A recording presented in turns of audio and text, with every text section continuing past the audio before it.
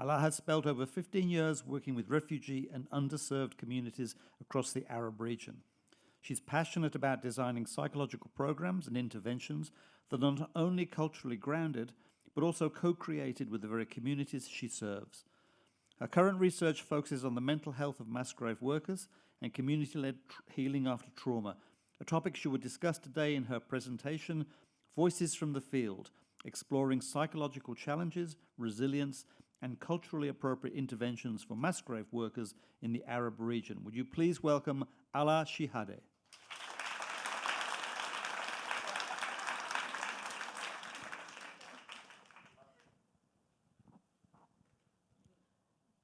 Do you think I'm negative?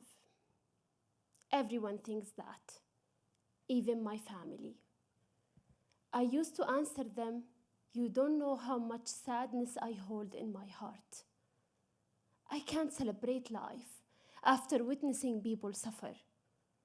I can't just dance while others still mourning their loved ones. How I can do that anymore?" That was a quote from a mass grave worker in Libya. She and hundreds like her across the Arab region do work that few will ever see or understand. They spend months away from home, sometimes sleep in the same room as the remains, not because it's part of their job, but because their sense of duty prevents them from leaving until every victim is identified and every family finds a closure. It sounds like a tough job, right? That's why our research asks what psychological challenges these workers face, how they cope, and how we can support them in a way that respects their culture and context.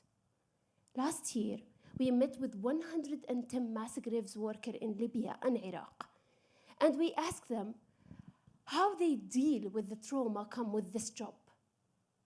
A lot of workers talk about experiencing flashbacks, nightmares, emotional numbness, but many of them described it as just part of the job. They also talk about moral injury, moments when their humanity clashed with the protocol.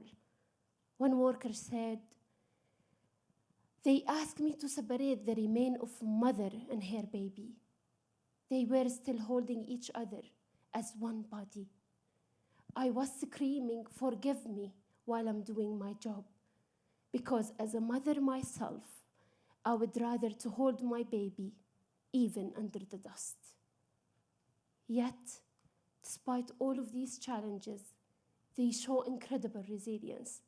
They talk about their job as a mission and turn to their faith. One worker said, "Whenever I feel I can't continue, I remind myself of this verse from Quran, فَصَبْرٌ جَمِيلٌ, maintain the beautiful patience."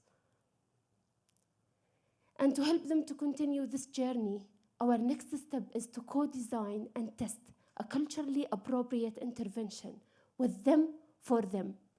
Because these heroes deserve a research that finally listens to their voices and honor the quiet justice they bring to the whole region. One grave, one family, one act of healing at a time. Thank you.